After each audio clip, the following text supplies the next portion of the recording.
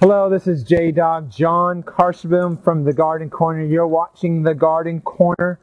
I think it's the internet's most passionate, but certainly the most authentic gardening show around.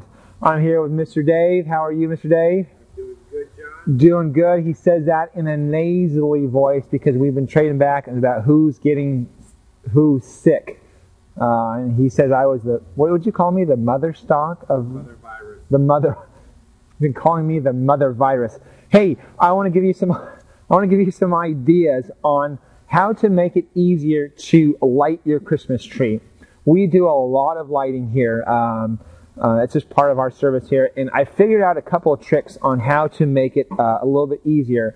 Now, it's going to require a couple of things, but I want to show you a technique. What we were really trying to do now. Let's go over some basics on the lighting. There's professional lighting sets, and then there's just the $2.50 lights. I'm just going over some regular lights that you can get over at Home Depot, Target, any store. Usually it costs about $2.50 for a bundle of 100. Usually they're constant lighting. Now, is there a difference between the $2.50 and the professional light sets? For me, I don't think there is. I've used both. We used to sell the professional, and I had the same problems with them, one light not going out. Even though the box says, hey, when one light goes out, the rest stay lit, you still have those problems, same issues. It's maybe a little bit longer time. I don't know if it's worth the cost. Now, I'm going over the cheap version. Right now we're on the verge of that LED, what do you call it? LED flood. We're right on the verge because I think it's going to change the whole entire lighting business. We'll never have to change light bulbs again. Anyway, some tips. So what we do, we just literally go down to the hardware store, any of your choosing. These I got from Home Depot. There's sets of 100, there's sets of 300, and then there's sets of 600. I usually get the 300 to 600 sets. I'll show you why. This tree right here is a 5 to 6 foot noble fir. Minimum lighting on this is probably going to be about 400 lights. Right now, I've strung up 300 lights. Mr. Dave, you and I always seem to be doing these videos late in the evening. We're always battling sunshine. I forgot what the whole point was. Because I already started this tree, and so I kind of wanted to show you. I'll show you the techniques. I wanted to show you from the very get-go, but we'll just take it from where we are. Anyway, the first thing to do is light all the sets. So if you're planning on putting 400 lights on this tree, light all 400 at the same time. Let me grab so I'm going to pop this in, and so I have already a set of 300 lit on there, and I'm going to set in this other set of lights here. So now I've got 400 lights going. I have them all going at the same time.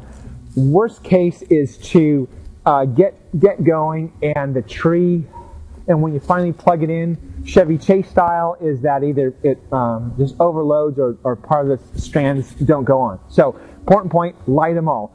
Now, I put these on kind of a Lazy Susan type turntable. It's not really a Lazy Susan, but it makes it really easy. Of course, I'm doing this outside. It really makes the job quicker. I had that little spray. Show you real quick what we do on this tree is when we take the lights, let me take a part of the lights, is I always go underneath the branches. Okay, so if you're circling the branch, this is how we're circling the branch. So we're going over the top and under and around. Now we're at the tip of the branch.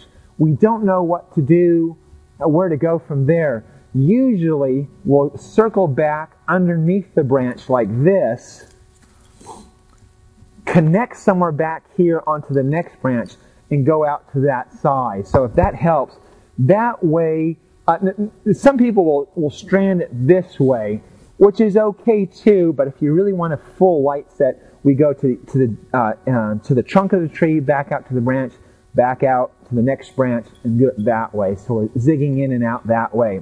Now, when you're also looking at the tree, usually on a noble fir, they're layered. But sometimes the layers kind of connect and touch. And so look for those touch points, because that's where you want to transfer down to the next layer.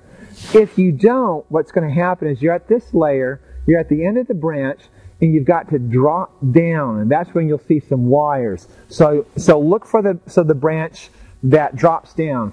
I don't know if you can see this, Dave, but none of these drop down. I'm going to circle this tree around.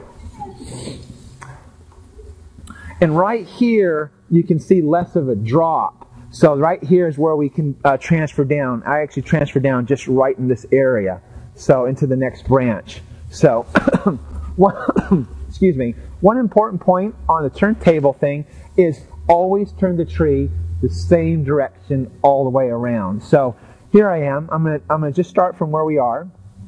What I turn the tree is this way, and I'm right here at the tip of the branch. So I'm going to go back, all the way back down, underneath, and this is the next branch. So I'm going to come around and circle over the top. I get to the tip of the branch. I don't know where to go, so I'm going to go back underneath the tree this way. And I'm going to try to connect back here on the branch back here. So let me find it.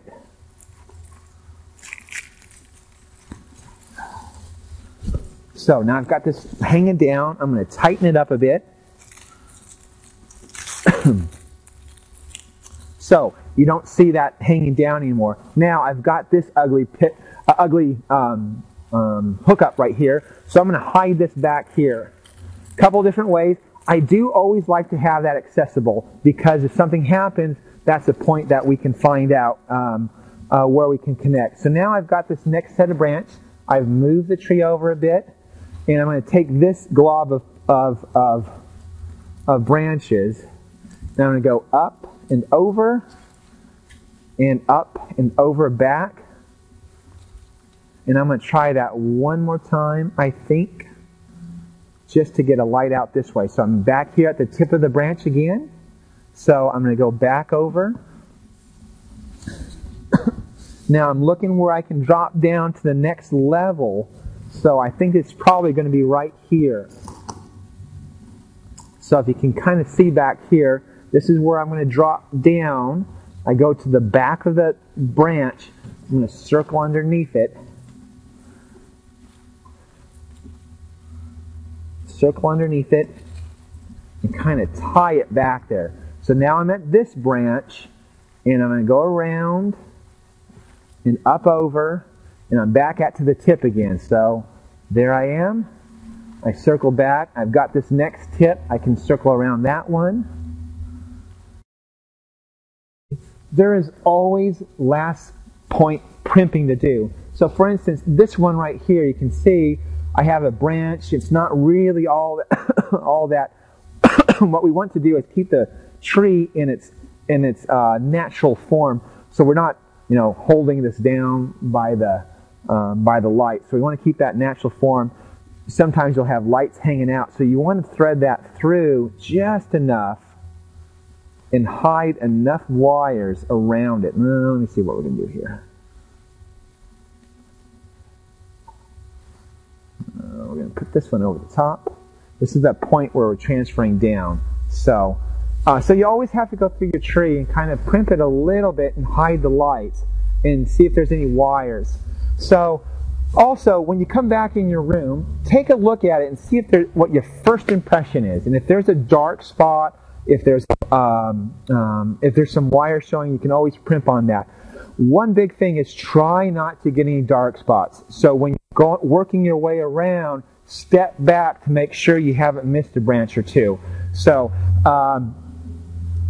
normally 7 foot high or larger, you try to do 1,200 lights. That would really give you a nice look. So does that make any sense? Does that help? I hope it does. That's what we're here for. I'm J-Dog. This is the show for the day.